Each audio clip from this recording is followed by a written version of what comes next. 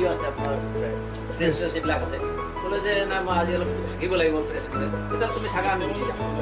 এনেকৈ ক'লো ঠিক আছে মই আলোচনা কৰি পিছত ৰাতি কথা আপোনাৰ তেওঁলোকক আমি তেওঁলোকে লৈ আহিব ইয়ালৈকে আমি ডাঙৰকৈ অনুষ্ঠান পাতিম অনুষ্ঠানটো হৈ থাকিব এতিয়া মানুহ ইমান এতিয়া কি হ'ল আমিতো বহুত ভাল পালোঁ বহুত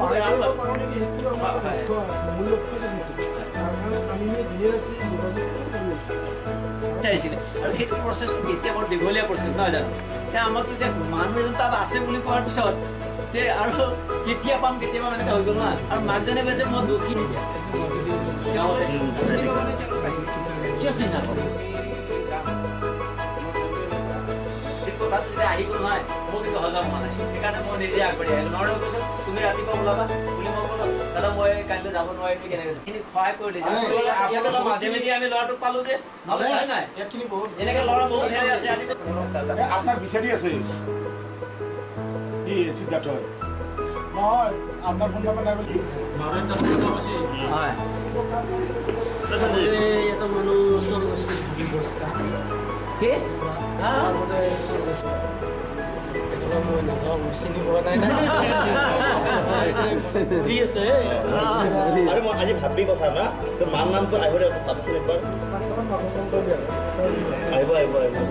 তই যে স্কুলৰ পৰা আহি কিনে ভাত খুজিছিলি না কি বুলি ক'ম কি বুলি কৈছিলি মাক কি বুলি মাতা তই কিবা আম্মা বুলি আছিলে নেকি মাৰ নামটো জানো না তই তোৰ দেউতাৰ নামটো মনত নাই মাৰ নামটো কচোন আমি গুৱাহাটীত পাইছিলোঁ সেই গুৱাহাটীৰ পৰা আমি গাঁৱৰ ঘৰত লৈ আহিছিলোঁ এই গাঁৱৰ ঘৰত আমি তাক আজি 27 বছৰ ৰাখিলোঁ 27 বছৰ ৰখাৰ পাছত আমি তাক আমাৰ পৰিয়ালটো যিহেতু পৃথক পৃথক হ'ল তাৰপিছত আমি তাক ইয়াত চাকৰি কৰিবলৈ দিলোঁ যে চাকৰি কৰি তই বিয়া পাতৰ পিছত তোৰ নিজৰ ঘৰ হ'ব আমি তাক মাটি দিছোঁ সেই মাটিত তাক ঘৰ বনাব দিছোঁ যে আমি ঘৰ বনাই দিম বুলি খুজিছোঁ যে আমি ঘৰ বনাই দিম বিয়া পাতি দিম কিন্তু এতিয়া যিহেতু ইয়াত যেতিয়া এন জি অ'ত চাকৰি পালে তেতিয়া আমি তাক এন জি অ'ৰ দ্বাৰাই তাৰ ঘৰৰ এড্ৰেছ পোৱা গ'ল সেইকাৰণে আজি ঘৰৰ মানুহ আহিছে ঘৰৰ মানুহক সি বৰ্তমান চিনি নাপাওঁ বুলি কৈছে হ'লেও তাত গ'লে হয়তো চিনি পাব ঘৰৰ পৰিয়ালে তাক লৈ যাব বিচাৰিছে যদি লৈ যায় আমি যাবলৈ দিম তাক আৰু তাত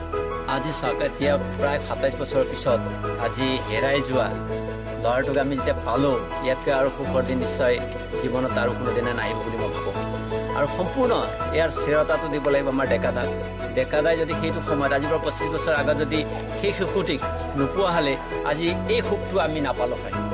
আমাৰ এনেকুৱা এটা ভাৱ হয় আৰু ডেকাদাক আমি যথেষ্ট এইটো ক্ষেত্ৰত আমি শলাগ ল'ব লাগিব তেখেতৰ বহুত মানে এটা শিশুটিক তুলি আনি তেওঁ কাম কৰা মানসিকতাৰে নহয় শিশু এটাক যে উদ্ধাৰ প্ৰথম পিছত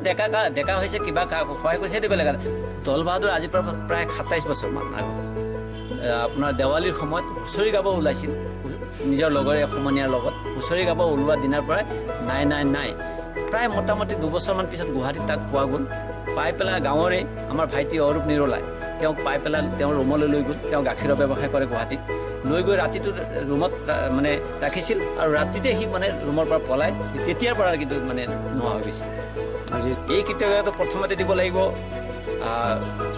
আমাৰ যোগাযোগৰ যিটো হ'ল এই এন জি অ' যিটো আমাৰ ইয়াত কি কয়